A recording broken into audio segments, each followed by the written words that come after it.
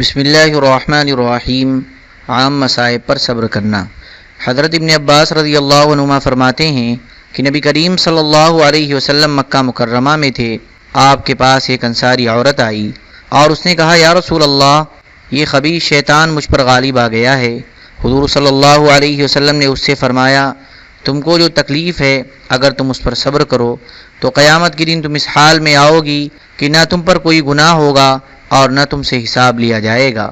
اس عورت نے کہا، اس ذات کی قسم جس نے آپ کو حق دے کر بھیجا ہے، میں مرتے دم تک انشاءاللہ صبر کروں گی۔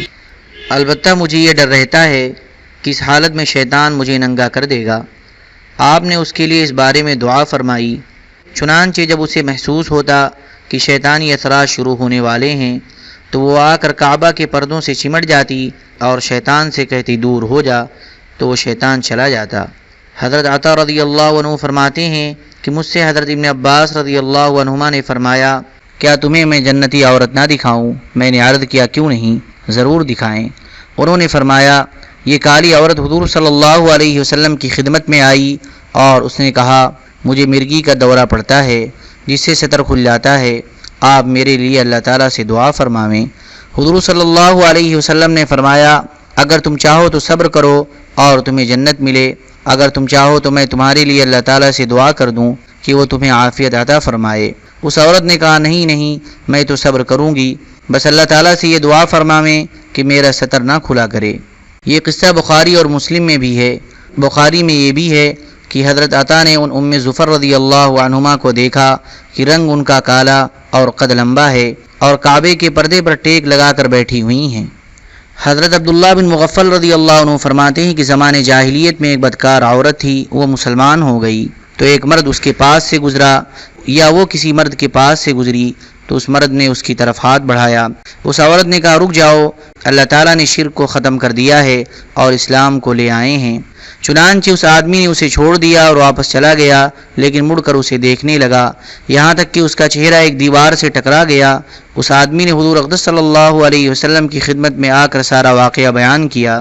حضور صلی اللہ علیہ وسلم نے فرمایا، تم اللہ کے ایسے بندے ہو کہ جس کے ساتھ اللہ نے خیر کا ارادہ فرمایا ہے، کیونکہ اللہ تبارک و تعالی جب کسی بندے کے ساتھ خیر کا ارادہ فرماتے ہیں تو اسے اس گناہ کی سزا جلدی دے دیتے ہیں، یعنی دنیا میں دے دیتے ہیں، اور جب کسی بندے کے ساتھ شر کا ارادہ فرماتے ہیں تو اس کے گناہ کی سزا روک لیتے ہیں، دنیا میں نہیں دیتے ہیں بلکہ اس کی پوری سزا اسے قیامت کے دن دیں گے۔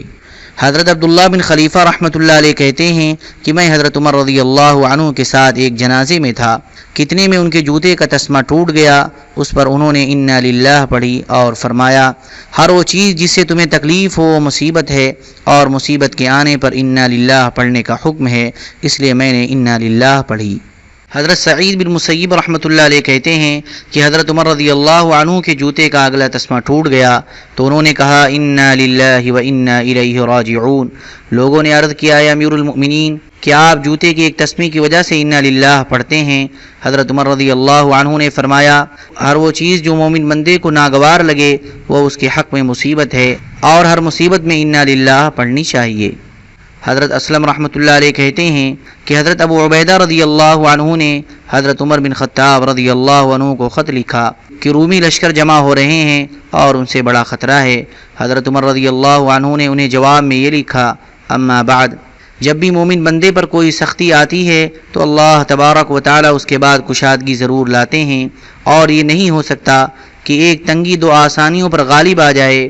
یہ قرآن کریم کی آیت ان مع العسر یسرا کی طرف اشارہ ہے کہ ایک تنگی کے بعد دو آسانیاں ملتی ہیں، اور اللہ تبارک و تعالی اپنی کتاب میں فرماتے ہیں، یا ایھا الذین آمنوا اصبروا وصابروا ورابطوا واتقوا اللہ لعلکم تفلحون۔ ترجمہ، اے ایمان والو، خود صبر کرو اور مقابلے میں صبر کرو اور مقابلے کے لیے مستعد رہو اور اللہ تعالیٰ سے ڈرتے رہو تاکہ تم پورے کامیاب ہو۔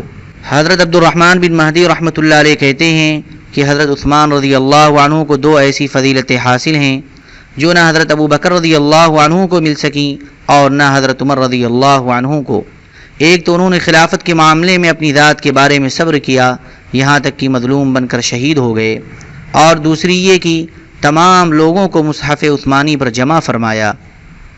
اللهم صل على سيدنا وعلى آل سيدنا وحبيبنا ومحبوبنا ومولانا محمد وبارك وسلم سبحان ربك رب العزة عما يصفون وسلام على المرسلين والحمد لله رب العالمين.